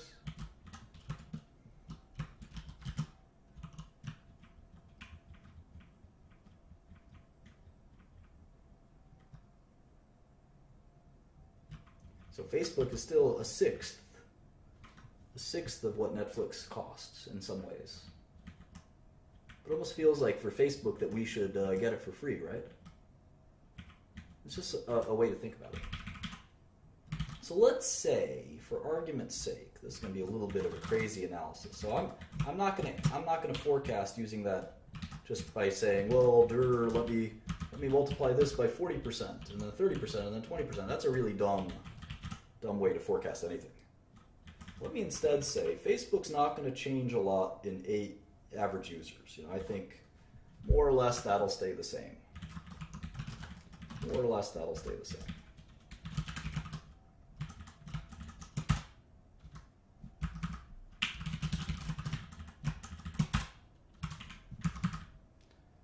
User growth will start to slow down. There's only so many people who want to be on Facebook, right?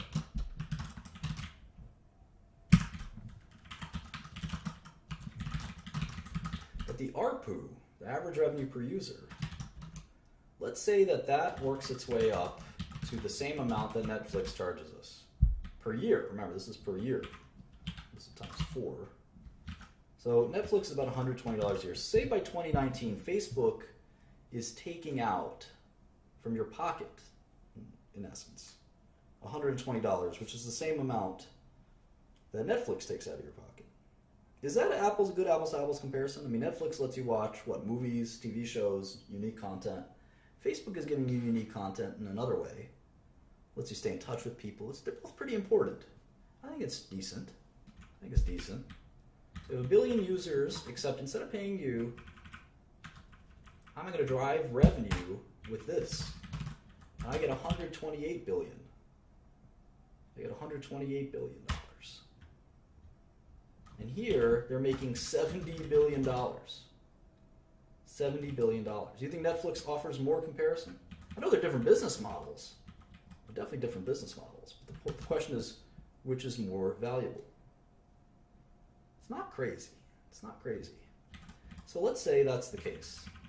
And then let's say it starts to decline because all good things come to an end. Between then and 2030, it kind of declines. Maybe 5% a year, I don't know.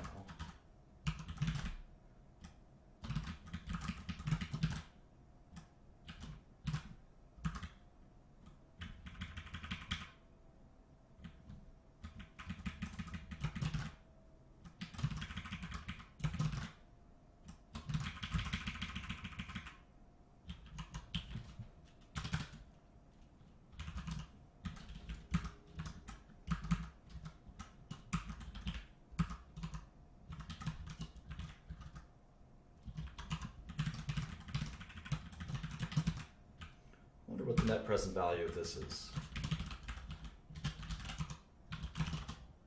I'm going to put a really high discount rate, 8%.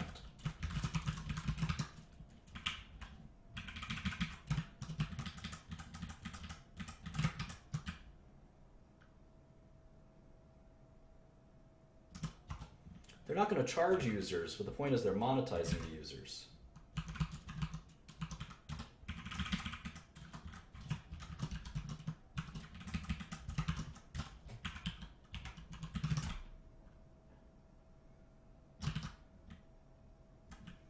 So if they can collect as much as Netflix collects out of their users, and then they decline from there, let's say they decline less fast, because I have them declining like really fast. I'm going to say hold that for a while.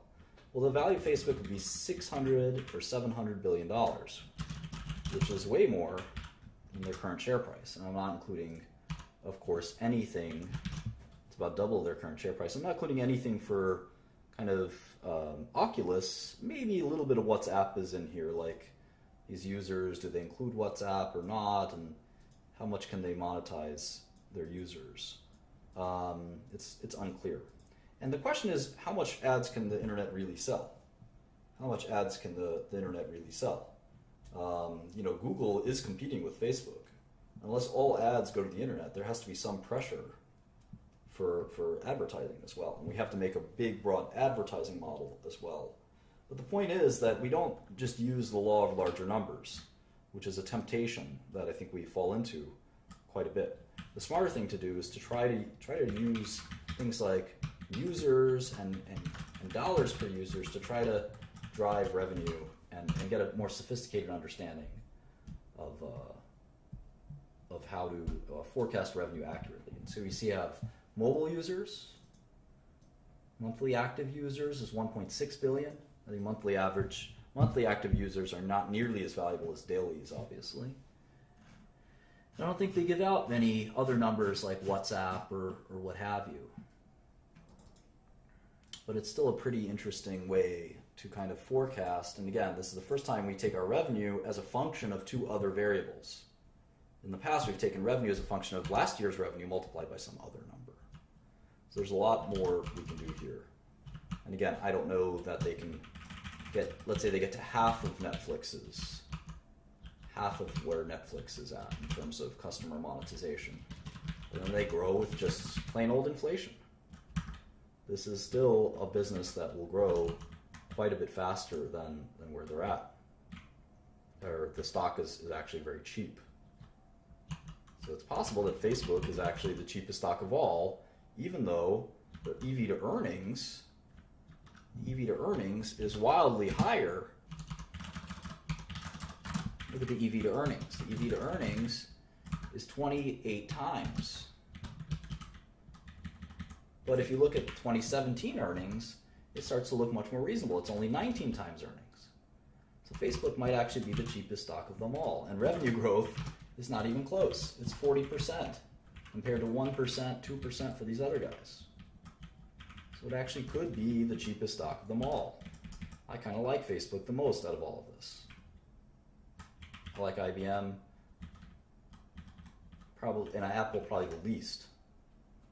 So I like Microsoft and Facebook. I don't like Apple and IBM. But we'll do some stock picking later. We'll actually use some real money, and maybe we'll buy $10,000 worth of each of these or something like that, and see if our portfolio does okay. Anyway, I've had a long day. I've taught back-to-back classes for the last 5 hours or so with a break in between. So I'm going to call it a night. I hope you learned something, and I'll plan out a nice lesson plan for our next lesson. So thank you so much for joining me. Talk to you all soon.